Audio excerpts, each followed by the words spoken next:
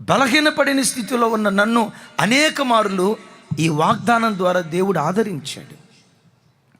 ఏంటన్నా మీ సాక్ష్యం ఎలా జరిగింది, ఏంటి మీ ఒంటరితనం అని అంటారా? ఒక మాట ఇందాక చెప్పే కదా, కోల్పోయి అనాథలు అవుతారు. కానీ నా జీవితానికి వచ్చేసరికి అందరూ ఉండి అనాథనయ్యా. అమ్ముంది, నాన్నున్నాడు, మంచి ప్రేమను పంచే చెల్లెలుంది, అక్కుంది, తమ్ముళ్ళు ఉన్నారు, అన్నున్నారు, మంచి తోబుట్టువులు, చక్కటి రక్త సంబంధీకులు. నా జీవితం ఎలాంటిది అంటే అందరూ ఉండి అనాథనైపోయా. అందరూ ఉండి కొన్ని పరిస్థితులను బట్టి సేవ నిమిత్తం బ్రతుకులో ఒంటరి వాడిని అయిపోయా. 1975 సంవత్సరంలో జూలై నెలలో 25వ తారీఖున యేసుదాస్ గారు, బేతపూడి విజయమ్మ గారు వారి గర్భాన నేను పుట్టా.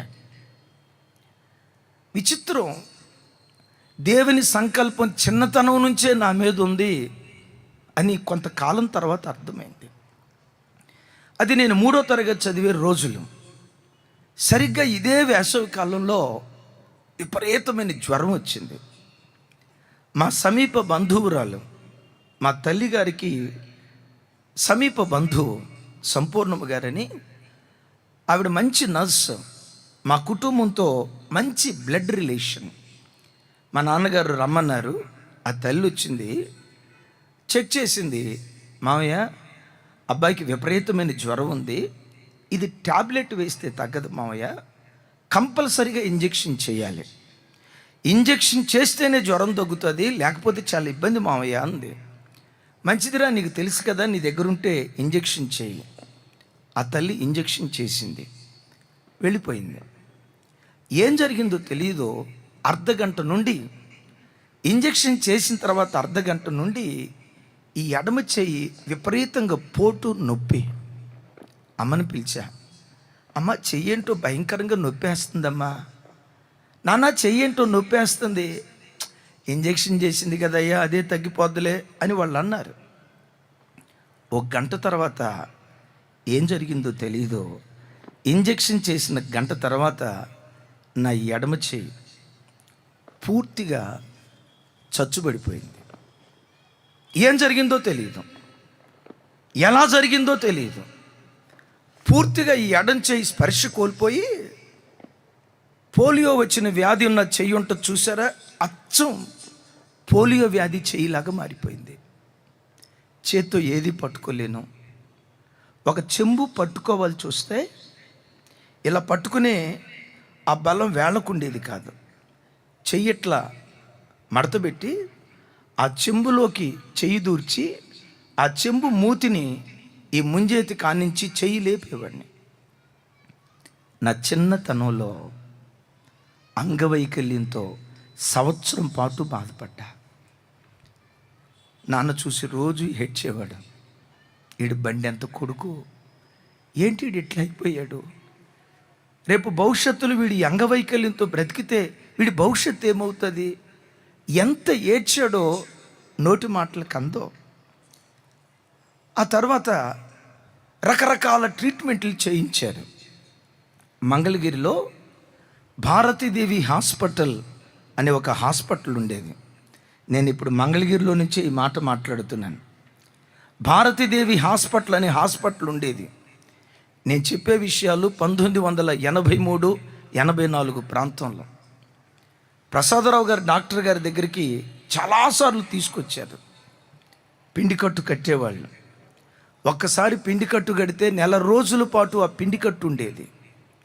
లోపట గాలి ఆడక లోపట భాగమంతా పాచిపెట్టిపోతే దురద తట్టుకోలేక రాత్రి పగలు ఓ ఓ అరుస్తూ ఉండేవాడిని.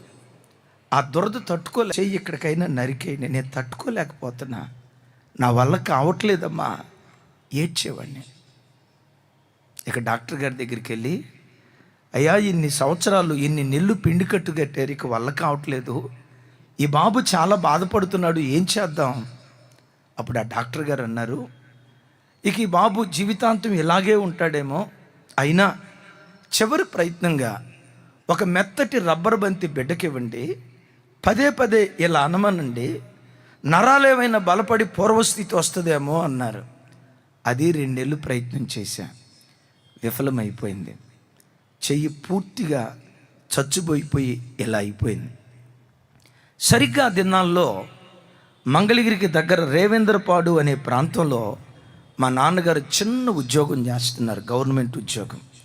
సోషల్ వెల్ఫేర్ డిపార్ట్మెంట్లో ఉద్యోగం చేసేవాళ్ళు. ఆయన ఉద్యోగానికి అని బయలుదేరి మా ఊరి ఎంట్రన్స్లో రోమన్ క్యాథలిక్ చర్చ్, ఒక చర్చ్ ఉంది.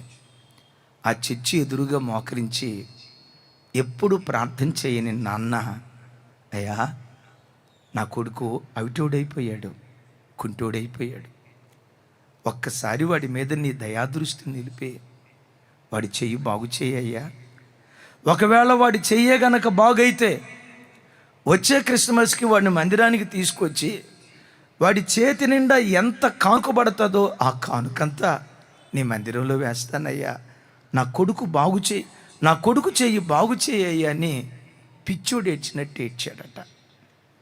ఏడ్చి ఉద్యోగానికి వెళ్ళాడు. ఏం జరిగిందో తెలియదో, విచిత్రం, అదే నెలలో అద్భుతంగా దేవుడు నా చేతిని బాగు చేశాడు. అద్భుతంగా నా చేతిని దేవుడు స్వస్థపరిచాడు. ఈరోజు నా చేయి చూసిన బిడ్డలు నా స్వకీయులు కాకుండా, నా గ్రామస్తులు కాకుండా బయట వాళ్ళకి చెప్తే, అరే అన్న చేయి ఇంత బాగుంటే, ఇంత ఆరోగ్యంగా ఉన్నట్లు కనపడితే ఆ చేతికి పెరాలసిస్ ఉంటుంది, ఆ చేతికి పోలియో రావటం ఏంటి, బాగానే ఉంది కదా, నమ్మశక్యం కాని సాక్ష్యం. 3వ తరగతి చదివే రోజుల్లో ఆ తండ్రి ప్రార్థన ద్వారా అద్భుతంగా దేవుడు నన్ను బాగు చేశాడు. అదే క్రిస్మస్ దినాల్లో నా చేతి నిండా కానుక పెట్టాడు. చిల్లర పైసలు లేననుకోండి, కాగితాలు ఏం కాదు, కానీ చేతి నిండా చిల్లర పైసలు పెట్టి ఆర్సీఎం ఫాదర్కి ఆ క్రిస్మస్ దినాల్లో కానుకిచ్చా. ఆ తర్వాత నాకు అర్థమైంది ఏంటో తెలుసా అన్న, నా దేవుడు కోరుకుంది నా చేతుల్లో ఉన్న కానుక కాదు, ఆయన నన్నే కానుకగా కోరుకున్నాడు.